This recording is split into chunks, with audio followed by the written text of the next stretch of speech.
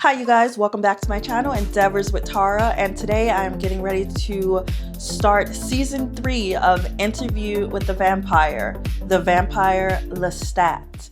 I am so excited to start this new season. I absolutely love the series as a whole, and Lestat is definitely, like one of my favorite characters in the entire series. I mean, I love Claudia. I would say, is my favorite, but Lestat and the energy he brings is just like perfect. I love him so much. And I'm also excited to see Louis again and Daniel Malloy. And I'm sure we're going to see Armand the Gremlin. I just cannot wait to see what's going to happen in this season. Like I've been missing these characters so much. I've been rewatching season 1 and season 2 just because I can't get enough. I absolutely love vampires in general. So I'm very, very excited. I hope you guys are excited as well. And without further delay, let's get into the Vampire Lestat. Okay, you guys, I've had some technical difficulties. I was so excited to react to this series, but since I'm currently living in Thailand, I'm not able to access AMC Plus through my browser. Like, I just spent the past 2 hours trying to find some kind of workaround to be able to do it, but I wasn't able to be successful in that. But I am able to still watch it through the YouTube app on my phone. I know it kind of sucks. It's annoying, but I am just going to be doing reviews of each episode instead of reactions. So I just finished the first episode of The Vampire Lestat, and of course I loved it from start to finish. Opening up, it was just, the visuals were very just electric, colorful, like neon, just gorgeous. And his voice, oh my god, Sam Reed, so sexy. His voice is sexy, his body is sexy, his mannerisms, just how he portrays Lestat is just so like alluring.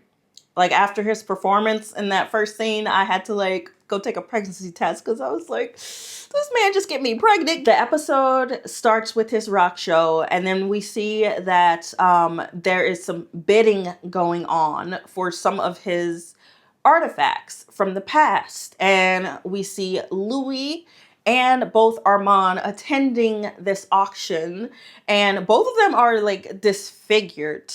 Louis has a cane, and then Armand has an eye patch. Don't know what's going on. Don't know what happened to them, but they're both there bidding on Lestat's things.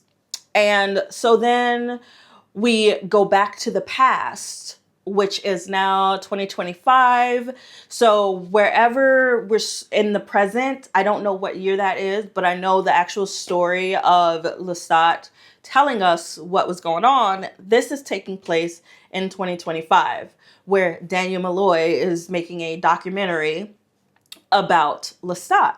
And it's funny. It's funny that he's making this documentary because Lestat was just so irritated with how he was portrayed in the book, The Interview with the Vampire. Like, nobody can get under his skin like Louis. Like, he really does not give a flying about what anybody says or thinks of him aside from Louis. The scene when he was in a bookshop about to buy the book, and the staff there, they were talking about the book, and they were talking crap about Lestat, saying how they should have burned him, and he was just like so pissed off. That was hilarious. I love how he's so irritated how he's portrayed in the book. So I'm glad that we're getting to see Lestat's life from his point of view. Sex, drugs, and rock and roll. I mean, like, yeah, this is going to be such an awesome season. And I also really like how his band actually came to be, because those guys were just his neighbors starting out. And then he was just like so fed up with hearing them play crappy, play off key, that one night he just had enough and he just stormed over there and just like busted in on their jam session, picked up the guitar or the bass and just started like, let me show you how it's done. And yeah, the rest is history. Like, he started his band on Halloween nights. How poetic is that? Love Halloween, by the way. My favorite holiday, favorite time of the year. But yeah, so Lestat is just, he's just awesome. Like, what I would say, what is to not like about Lestat? But I mean, he does have some like some rage issues, you know, some violent tendencies. But I mean, you know, aside from that, like, yeah, he's amazing. I'm so happy seeing him on screen. And I also really love Daniel. And here, like, we got this guy over here smoking a hookah, doing drugs with Lestat's like groupie, and it's just like, it's awesome. Speaking of drugs, when he overdosed on that girl, that just, it reminded me of season 2 when Louis overdosed from draining, or not draining because he didn't completely drain him, but when he bit Daniel and back in the 70s. And so like, I'm glad they like brought back that sort of scene, because that was one of my favorite parts, like when he was having that interview in the past and then you know, Louis overdosed and was like all drugged up. And so yeah, it was very interesting seeing Lestat like be in that state of mind and seeing the visuals and everything, and him just like losing his shit. Like, that was really, really cool. And then once those two vamps, those regal vamps, showed up in the bathroom, and then they said they were part of the Fang Gang, I immediately was thinking of Bruce. You guys remember Bruce, the guy who did My Girl Claudia so bad? But yeah, he mentioned he was like a little Fang Gang. So I'm guessing like he's probably involved. We're probably going to see him at some point. I hope so. Because like, why else would they use that name? Don't use that name and not bring Bruce back. Like, we got to bring him back. We got to take some revenge out on him for what he did to Claudia. But yeah, when Lestat was, you know, getting his butt handed to him at the end of the episode, and then Daniel and Sam showed up to his rescue, I was like, yes, I knew that masked DJ had to be Sam. I knew it had to be Sam, and I was so glad that that was him. And like, yeah, it was just a banger of an episode, a banger of just start of the season, and I'm just really, really looking forward to seeing more.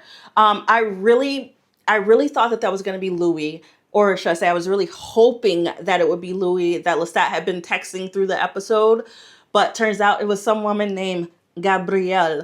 Don't know the relation. He said fledgling, so I'm guessing it's someone he turned, but then he also said like mother. Like, what kind of weird Homelander type of relationship we got going on here? I have no idea. Instead of drinking milk, he's drinking blood. But yeah, don't know who she is. Looking forward to get more backstory on this dynamic that they have together.